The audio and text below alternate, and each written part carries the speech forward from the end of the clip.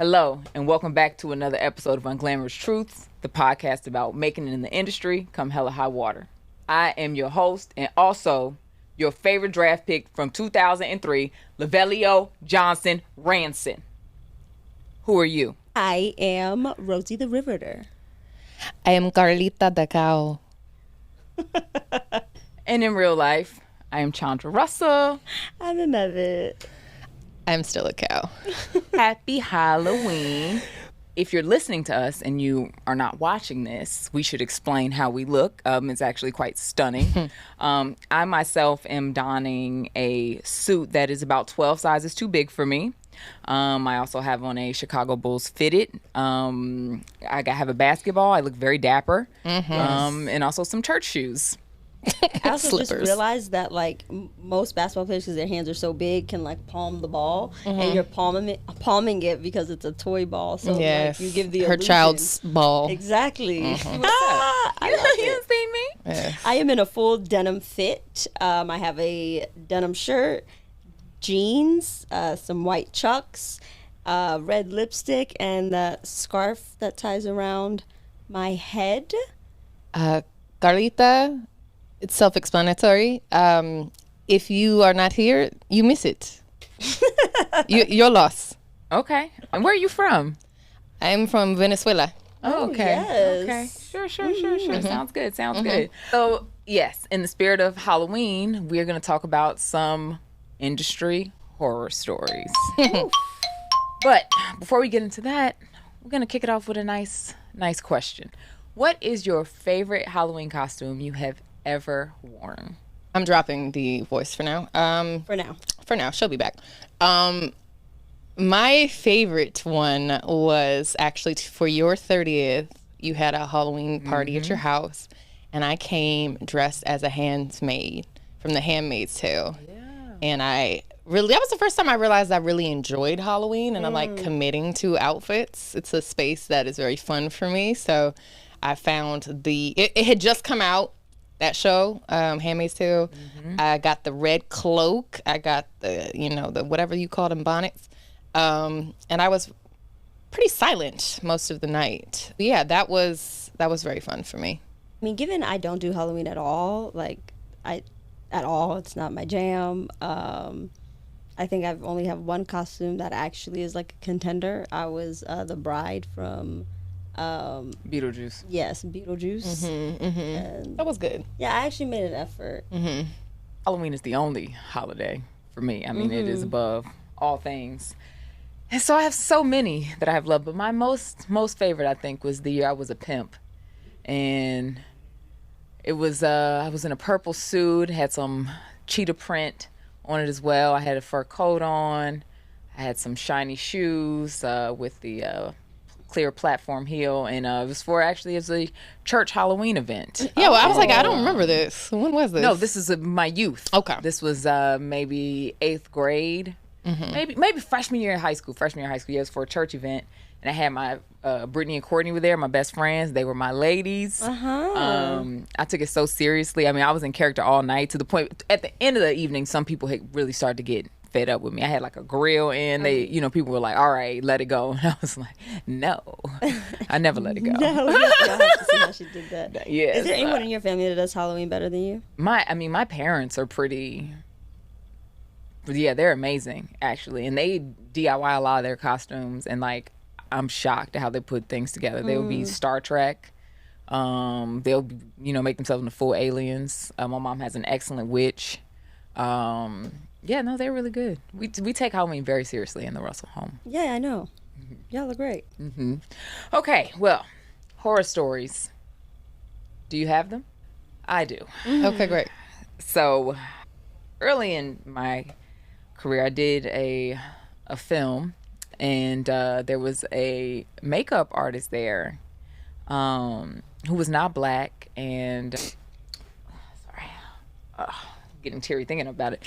No, they were not black, and they did my makeup, and I had such a problem with like asserting myself, and I didn't want to be rude, and I didn't want to overstep, and I didn't want to, no, this person, they're hired for this job, they know what they're doing, whatever. And so they're doing the makeup, and they're telling me about how they do black people's makeup all the time, about how their sister's baby daddy is black, and so their niece is half black, and they put makeup on her. I don't know why they put makeup on the baby, to each his own, but they were very comfortable, doing all types of black skin. I looked at myself in the mirror. Oh my God. I was in blackface, essentially, and it was pretty horrendous. It was as though someone had put mud and soot on my face. I didn't have any products to correct it, and I was shocked because you hear the horror stories about these things that can happen on set, right? And I gotta be honest, and this is my fault. I thought because I'm really light, I thought I was kind of safe. I'm real light, so I'm like, you don't have to even stretch far. You got the dark ones, but you don't got the light ones. When you just could have probably rushed up in your bag and used what you use on yourself and been closer than what you had put on me. I invited nobody to the screening of that project because I wanted no one to see me in the blackface. So where can we find this? You never. I'll pay the internet every year, no matter what it costs. Really? No, bitch, I don't pay the internet. But you just will never see it. Mm-hmm. But I learned an important lesson, though. Yeah. I now know why all black girls carry everything they need. Oh, yeah. Hair and makeup. Yep. That makes me think about a time where I was on set and this woman was I thought she was doing the most intricate hairstyle ever. Like, I was like so excited. Like, I didn't know where we were going with this. Because it was taking her forever. She was like struggling as well because my hair was like big and curly. All to find out this bitch was just trying to give me a bun, and she couldn't put my hair in the hair tie and like make it smooth. Stop it. And she couldn't do a bun. Like, she was all these professional products, these expensive, so much spraying, and I'm like, I'm not the girl for spraying. Sprays. I know your hair was them crispy. Alone, girl. Like, because she was just trying to get it as smooth as possible, but it was like, it was smooth on the top, like the first 4 strands, but it was on top. It was like a nest, like, but the back wasn't. Like, inside was not. It was still a mess. So it was like this big, thick bun all around my head. And she's like, how do you, like, 'cause then I was like, oh, let me. She's like, yes, please help me.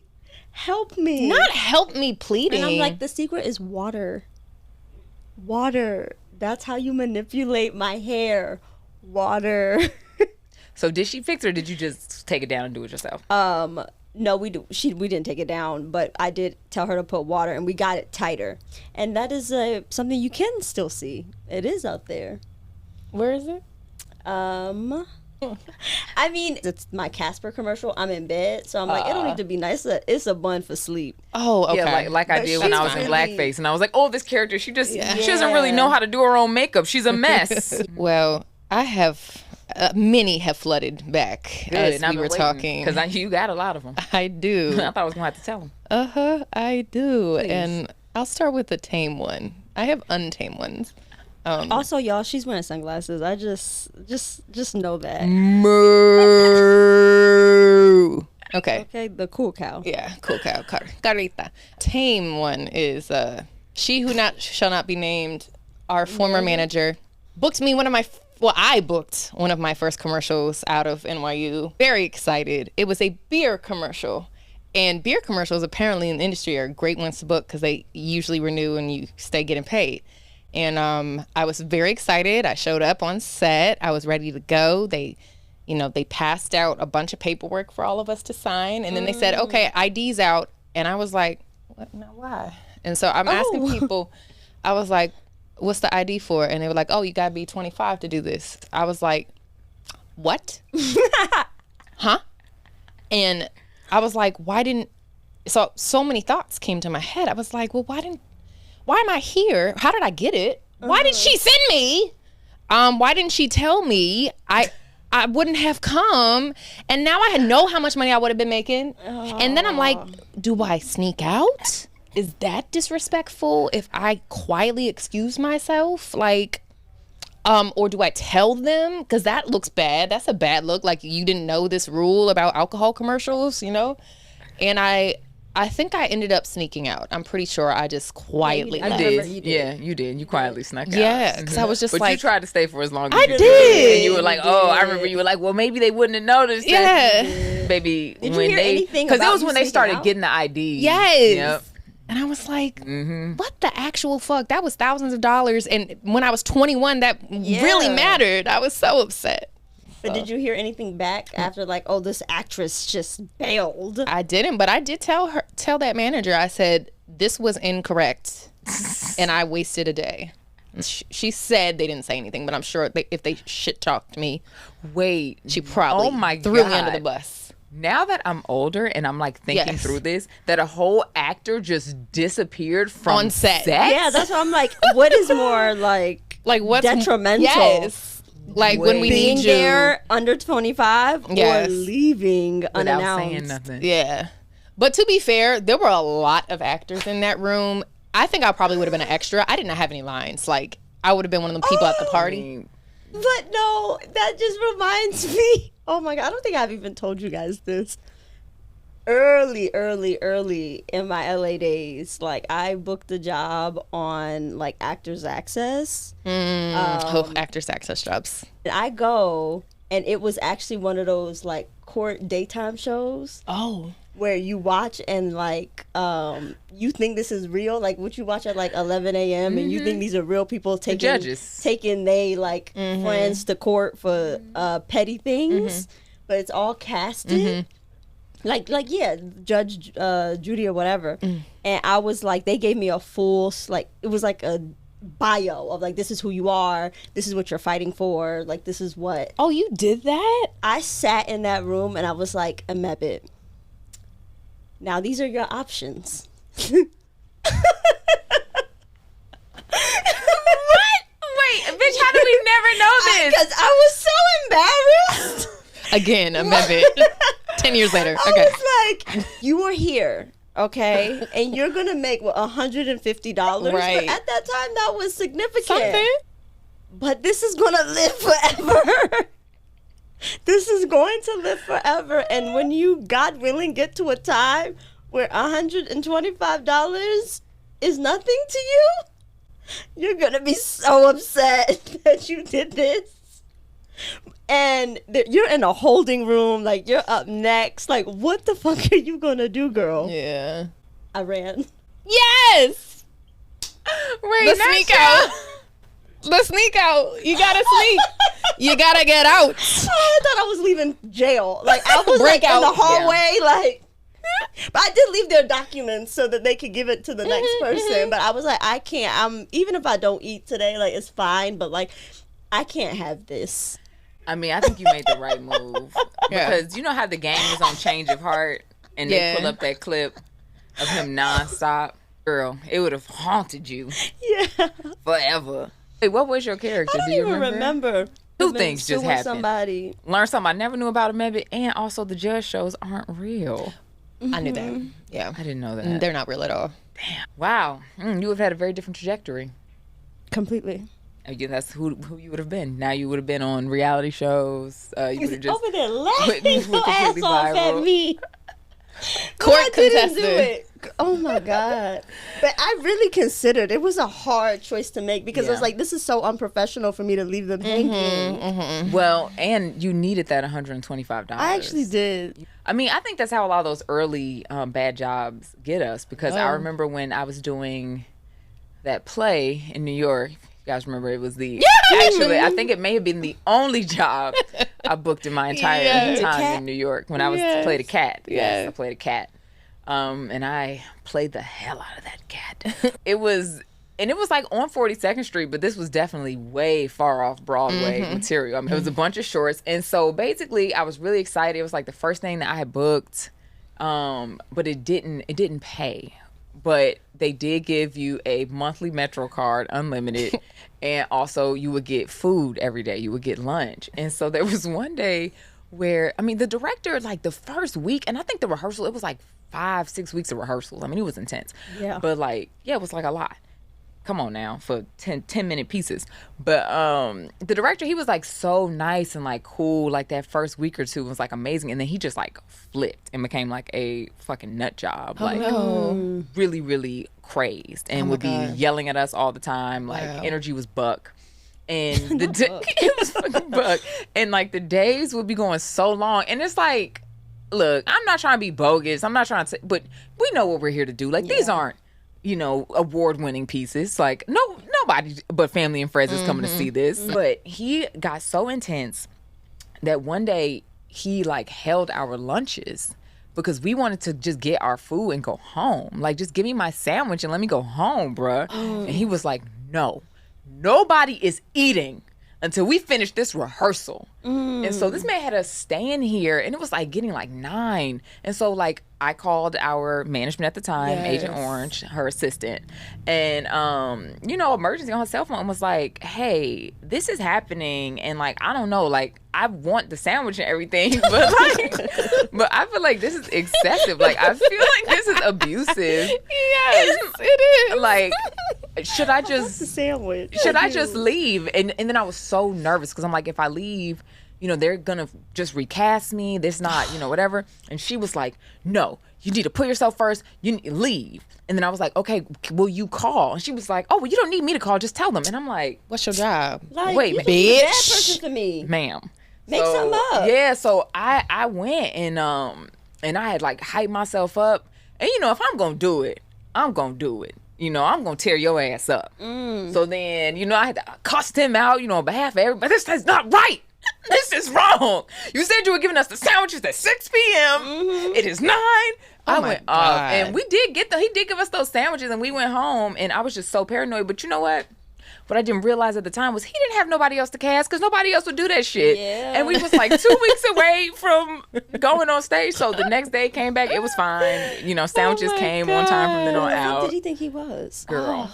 Like, there's so many of them. You need to be so grateful that I showed up every time. There's that type of New York theater person, whether it's director or actor, that really like it's all about the craft. Yeah, and it's we glorify the suffering. Yeah, like, right. If you're not in debt, if you're not really struggling, you don't want it that bad. They're dripping in black. They're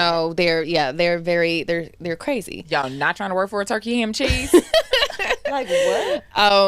I remember, that reminds me of, it literally triggered a trauma of when y'all had left for LA. I had booked this job and it was off Broadway, again, off Broadway. It was pretty close, but it was a block away.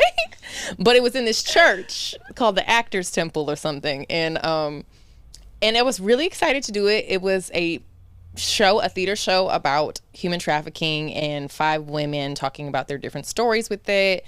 The directors were Black women. It was super dope. They had a really cool producer, and it like was getting buzz. Like they got on Times Square on the screen with it. Christopher Walken came to our rehearsal. I have a photo with Christopher Walken. Yeah. Like I was like, I don't know how I got here, but cool. But then this was the horror story part of it. They hired me to be the understudy for all of these 5 women. At the same time, right? They're like, if anyone gets sick or breaks an ankle, it's you, right? They hired me maybe like 3 weeks before like the opening. Mind you, they didn't let me practice. Like they weren't giving me understudy rehearsals where I could try to figure out each part, all 5 parts for a 2-hour production. So literally you want me to memorize the entire script for 5 different people. And so I'm just like trying to mimic like words as they're on stage, like, okay, that's how she said it. Okay, like I'm just really trying to learn these parts. Then come opening week, and one of the girls literally breaks her leg, and they're like, Crystal, the time has come. It's time for you to go on stage. And I'm like, holy shit. It's my time. But like, again, I'm young enough where I'm like, I really think I have to do this. Like, I'm like, I got it. Delusionally, I'm like, I think I can do it. And then, thank God, one of the other actors was like, fuck no. Like, what are y'all thinking? Like, you did not give this actress a single rehearsal, and you just expect her. This is an ensemble type piece. Like, people are echoing words behind each other. It was very like NYU, like saying, yeah, you know, and like she's like, she has no sense of the rhythm. Like, we've been practicing together for over a year. You really think Shorty's gonna come on and do this? But not you getting ready to go up there and Like, just be Crystal like, was like ready. I was just like, fuck it. hi. I was in my Always. strong and wrong. And I was like, if I have to improv this bitch, I'ma do it. Like, I don't know. I remember they was doing this. They had choreography, you know, they was doing different dances. I was like, I'm gonna make this shit up. time. It's lit. Yeah, I was like, this is my breakout role. Luckily, the actress, someone sensibly was like, this is dumb. No, like, let's just postpone today's show, and maybe we'll have to find a way to like work sis in with her fucking crutches. Make it a character choice. Right. Like, we can't do this like this. So did you lose your job? No, I mean, they apologized to me. They're like, sorry to put all that pressure on you. You're still getting paid for your understudy, but this is just, no, just still come to all the shows and you can help us like run lines with people, but you're not going to be going on under these circumstances. Got it. And I was like, thank you. That's good. But I was, for a second, I really thought the time had come, and I was like, I must rise. I must rise to the occasion. Wow. Yeah. But I do have that impressed picture with with you. Christopher Walken. Thank you. Yeah. I had to. Wild. Yeah, I think most of the horror stories come from New York. Yes. I have one that was in LA not even that long ago, where I went for a commercial audition, and the director, like, everything was just crazed, like from top to bottom. Everyone was being crazy. So I did the audition. It was normal. Got a call back. Was like, great. Came for the call back, and the guy who was running the audition, and you know this is my least favorite guy now. So he like gives this big old speech before we go in. He's like, hey, so I just want to let you know, so this director, he's out of New York. He's really serious. I mean, he's giving me a whole rundown of how we're going to do it, whatever. And I'm like, okay. Damn, this is kind of a lot. You know, I think it's like it was a car commercial. Okay. And I was like, all right, it's kind of a lot for driving, but all right, my guy. And so then I get in there, the director is like, has his legs crossed, like sitting back. And I hate when they do with that. the genitals, right? Like, you know, maybe you guys don't understand when your genitals out like that, it's a little threatening. Like, the fuck, you know, it's very suck my dick, and I don't need that. And so he's like sitting like that, and he's like, yeah, so, and then he starts to give his spiel about what we're gonna do in the commercial. And it's completely different from what this man just said outside. And it's like, it's just me, because it's just like a girl. And so like the whole premise was essentially, okay, like, you think, you know, a guy is like chasing you, you get in your car, and then like you feel safe, or you're like leaving a bad date, you're like escaping from a bad date, you get in your car and you're like, okay, cool. So we get it, I do it, I'm feeling very confident about it, and he's like, okay, so now we're gonna do it again. Oh no. Okay, and now that guy said something racist to you. What? I'm like, Sir. for a fucking car? Okay. Let's go. And this was my first in-person audition after COVID. This was my first back in person. Oh, this is not a long this is recently. Yeah, No. right. So I probably know these folk. Okay. you know them. We've discussed this man. So I did it again. Okay, I'm giving it, and he's like, okay, that was good. I feel like you can go deeper. What? I feel like you have the capacity to go deeper. Okay. You know, I'm like, it's my first time. It was like, I was so cloudy. It was already just weird being there. It's been COVID, the environment. I'm like, I don't know, maybe maybe I'm crazy. You know, maybe this is normal. And I'm like, oh, okay, sir. Maybe this guy believes in me. He's like, I think I can go deeper. Okay. So I do it again. And at this point, I'm damn near crying, because the whole thing has just been an emotional journey. I'm just in hysterics anyway. I don't know why this man keeps making me do it over and over and over. And we ran this thing probably like 10 fucking times. Oh my right? God. And then at the end, I'm like, so just like, and he's like, okay, thanks for showing up today. And I leave, I get into my car, and I call Crystal, and I was weeping.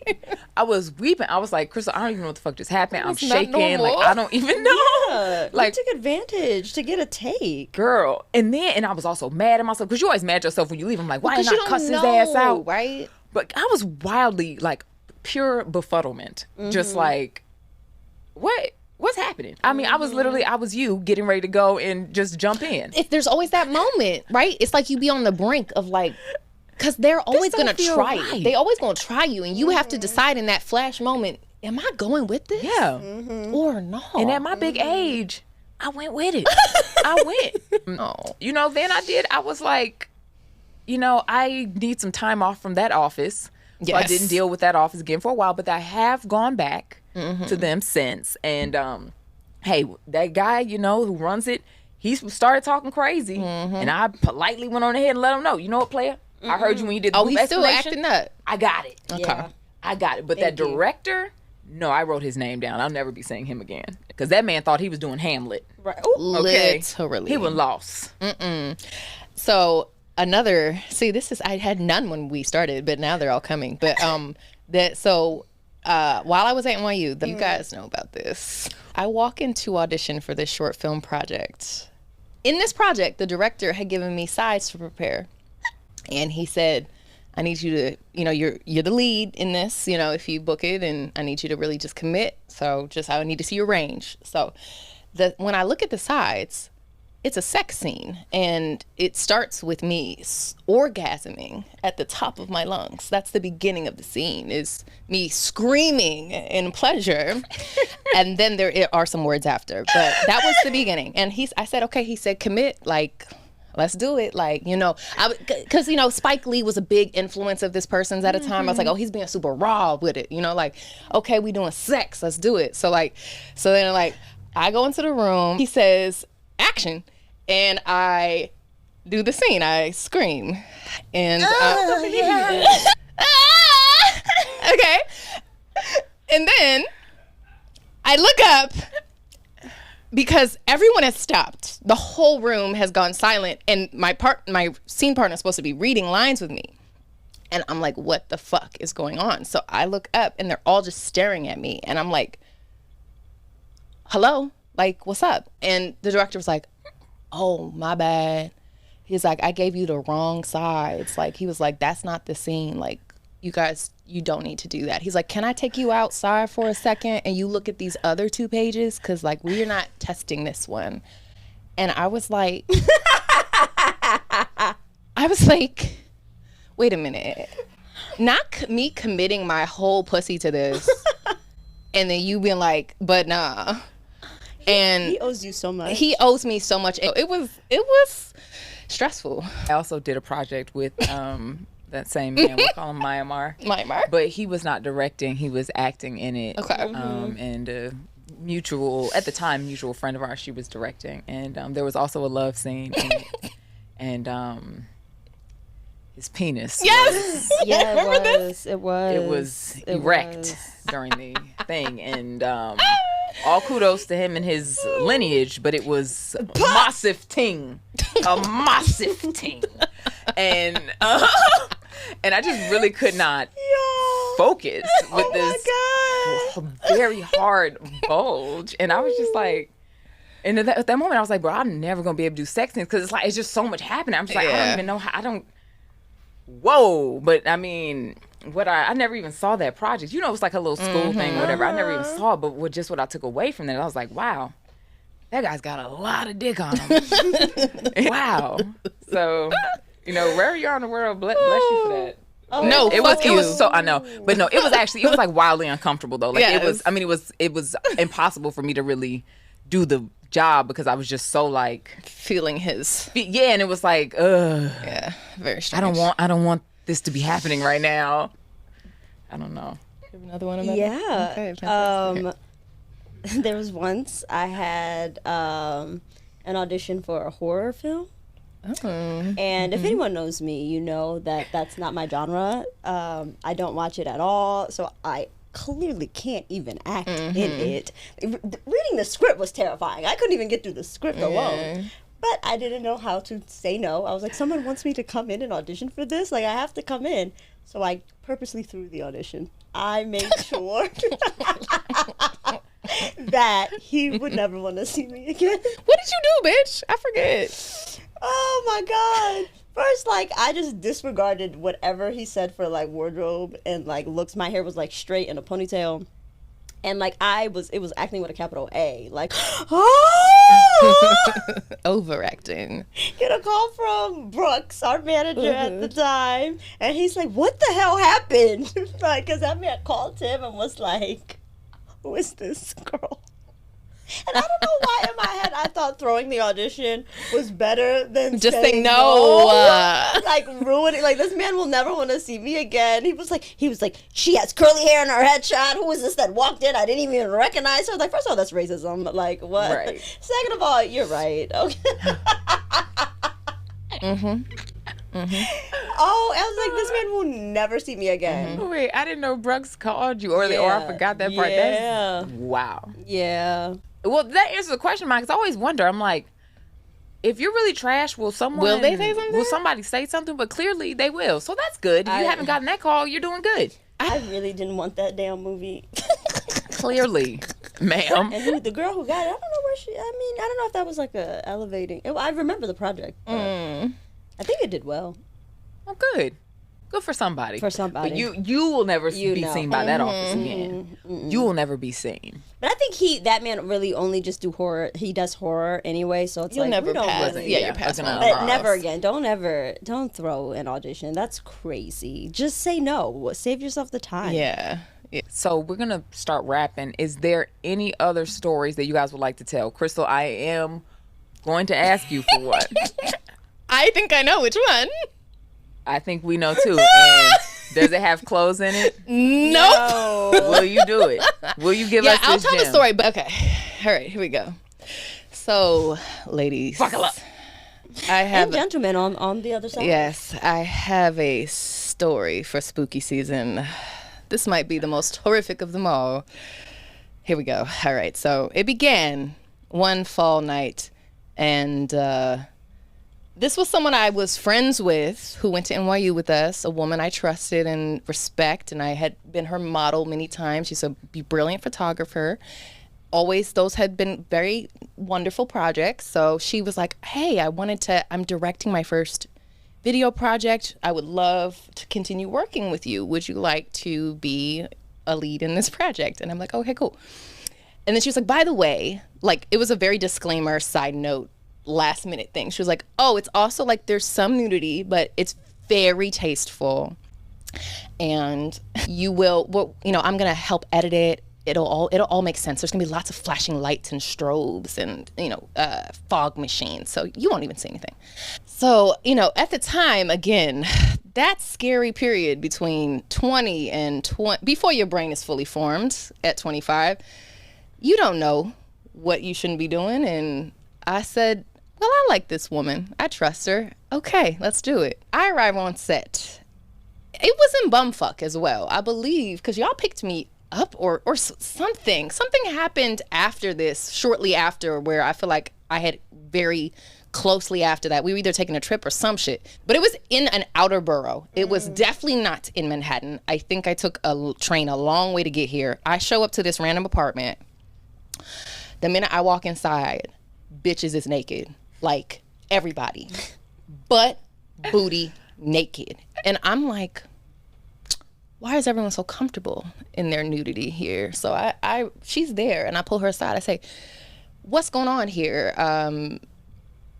She was like, oh yeah, you don't have to get naked yet, but yeah, she was like, at some point, and I was like, what is this? Like, what exactly are we doing? And she was like, well, we hired a lot of video models for this, and a lot of girls with cool tattoos, and they had a lot of awesome tattoos. But then she was like, so it's like a music video for this rapper or whatever, and you all will essentially be around him in various forms of nudity. And I was just like, okay, this sounds terrible in my mind, but I'm like, I don't know how to say no. I don't know how do I leave right now? How do I leave this? So she was like, again, trust me, it's going to be great. It's all about empowering the female body. And so I'm like, okay. And so I go to where these naked bitches are in the dressing room, and I'm like, all right, I'll strip in solidarity with these women. And here we are. So we're all naked. And then the said rapper comes. And then when I think it couldn't get any worse, again, I'm trying to trust her, because she's like, just trust my vision. So I'm like, okay, we go into the room to shoot, and it gets worse and worse and worse. And I will give her kudos. She was trying to be very tasteful with it. She was doing things like cover yourself, do this, do this. The two men working with her decided to go balls to the wall and were like, no, lift that leg up and twerk a little bit. Okay, great. Now bend over and shake your ass, in front of him. This was before OnlyFans. Yeah, this was before OnlyFans, but it was giving full-on OnlyFans. I was objectified, guys. I was fully objectified. And then luckily, it never came out. So I experienced pure horror, and that was an example of, if someone tells you to get naked, don't trust the vision. Say the fuck no. And if you are going to get naked, save those titties for a lot of money, like for Halle an Berry Oscar. did. Swordfish. Or an Oscar. Not like $300. Monsters Ball. Which is what I got paid. And those titties are worth more than $300, Crystal. I've seen them. Well, yeah, we've heard some horrific things this evening. And we'd like to thank you guys for joining us on our beautiful Halloween night. I am Chandra. You can find me at Chani. I am Crystal Moo Boyd, and you can find me at _Chris. I am Amebit, also Rosie the Riveter, aka the woman who ruined it for all of us. You can find me at Amebit Bayane. And you can find us at Unglamorous Truths on all the social medias, and you can listen to our podcast wherever you find yours.